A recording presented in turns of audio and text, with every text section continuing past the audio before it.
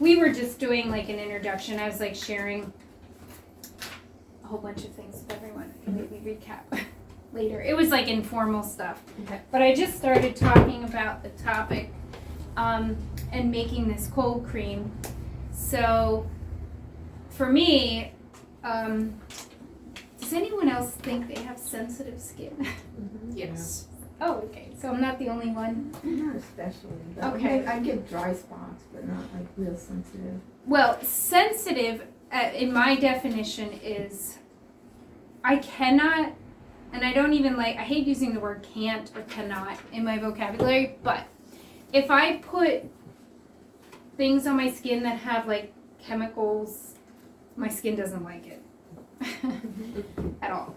And so, it took me like a long time to figure this out. So like the first like 20 some years of my life, I just kept putting, I just put what you get at the store on my skin. Obviously as a child, I didn't know. I used what my mom gave me, and I guess it would have been like atopic dermatitis or, like I'm having a reaction to this chemical, and then you just keep putting it on, So a lot of things changed for me when I like cleaned up the products that I used in my house. And I'm probably speaking to the choir here. Does everyone like buy do you buy natural things for your house for cleaning and soaps and creams and stuff? Makeup. Yeah. Okay. For the most part. No. Yeah. I try to make some stuff, but I also sell Norwex. Oh, yeah, So, that stuff's great. yeah. My mom has it. Now I definitely have my gallon of bleach and a few things because sometimes you just need that. What do you do for ants that without Mint. mint? I have Bugs. to. Go ahead. So we watched this video the other year, and it works fabulous except for the ones that hibernate over winter. You can do 3 sugars, whatever sugar.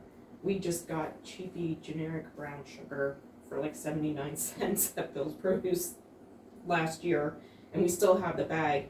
And then one part borax, and you add like hot water to make it liquidy. But the thing is, if it's just liquid, it's just going to kill the scouts as they go about. Their job is to feed the queen. So what you need to do is soak it in. This guy who has a farm in Minnesota, or a gardening farm in Minnesota, found out that soaking it in a waffle, just Dollar Tree waffles that have crap in because they're going to die anyway, you soak that. So I usually cut in like 8 pieces, like little pizza slices, and we call it the death syrup in our death waffles. And the thing is, he mentioned for like if you have pets or kids or whatever, we use the old clamshells from like the strawberries or blueberries, or like an old sour cream container. You just drill holes in those so they can get in and out with the food.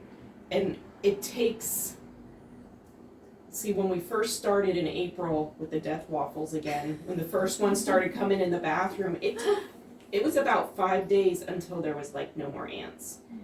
I haven't seen any in that spot near the tub, but I did just see one near the sink, so now a trap's going there. But like we shove them under like the thin ones under the dishwasher, or under the porch freezer.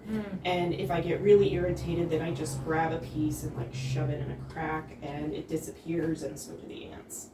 And with some ants, depending on what species they are, they might like more protein, so he said you can add peanut butter.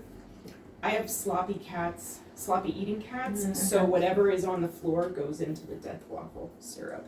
And so we just have those little, we call them the Windex ants, because they smell like Windex. You smush them. It's the hormones they carry, so they know how to get here and then. It's weird. I always knew they smelled weird, but I never classified it as Windex until Wayne said it. But like you have to look up what species of ants you have, and then you can gauge your ingredients, like sugar versus a protein. And we did just have those huge whopping ones, black, but we've had 2 of those, and I was just like, okay, you guys go outside. If there's more, you're getting the death waffle. But We put them in our cars because our hedge, if we park too close to the hedge, then they get in the cracks, and then it's, if you're spraying, like with the spray, I do Aroma Head Institute spray with the Dr. Bronner's and water, vinegar, and then peppermint, lemon, and orange essential oils. And that works wonderful, but you see them, it's like, get the eggs, and they're all like panicking carrying eggs here and there. And even those little, like when you gave your oregano, that little clamshell will be for like a small area.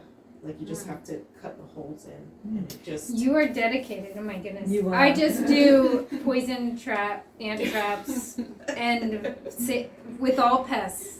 I don't mess around. Like I've tried, like peppermint, and I'll put like essential oils on cotton balls, putting it everywhere, and then I'm like, that's it. I'm done. I'm just getting crazy. It's probably going to get to that point with the moths right now, but My cat got sick and I was worried that it was the spray, I don't know. it could be, yeah. So that's why we, even like if Simon, who's 13 pound, our dog, or the cats who are a little bigger eat like a death waffle, it's not going to affect them because it's just really waffle sugar and borax, which is anti-flea thing. It's in like a lot of the natural flea powders and stuff is borax or boric acid, whatever you want to call it. And that's in the little squirty tubes you get at the Dollar Tree or hardware store anyway. Yeah. The borax is? I thought it was a box. It Yeah, I is, think but they have in it in it, a like box. you can get like ketchup. It looks like ketchup bottles. Usually they're like bright yellow with a red top, or I think they're like white with a red top. And you're just supposed to go and squirt the powder around and cracks and stuff. But that's basically borax. It's just they add a step in. Okay. But yeah, that is, so even the peanut butter traps in the little tins, most vets, and I can tell from experience being in the ER, most vets are more worried, depending on the dog size, about the metal rather than the peanut butter infused with basically borax inside. So. Yeah. Well, that's, you are a wealth of information when it comes to stuff like that. So circling back around to chemicals in the house, I have chemicals, but for my skin, I cannot put them on. Chemicals on my skin. So I learned how to make this cream about like 3 or 4 years ago, and it doesn't bother me. That's all I know. And it moisturizes, and it's amazing. Even like if I go to the health food store and buy like some kind of natural like something to put on my face, I swear it bothers me anyway. Because it's, I don't know, probably has more preservatives than I want. So I pretty much only use what I make for moisturizing. I use my salves or ointments in the winter for dry skin. And then the cold cream I like to keep in the fridge. It's super soothing, cold. I love, just like, I think I talked to you guys about like making the ice cubes with like jewel weed or plantain or something for itchy skin, and then having that cold or frozen. Just like so soothing to have coolness on skin. So for the most part for class, I want to make this, and I like to see if I can have everyone participate in some aspect of making it. So what, you want me to get out of the way? No, I'll move things. So I'm gonna just turn this off for a minute.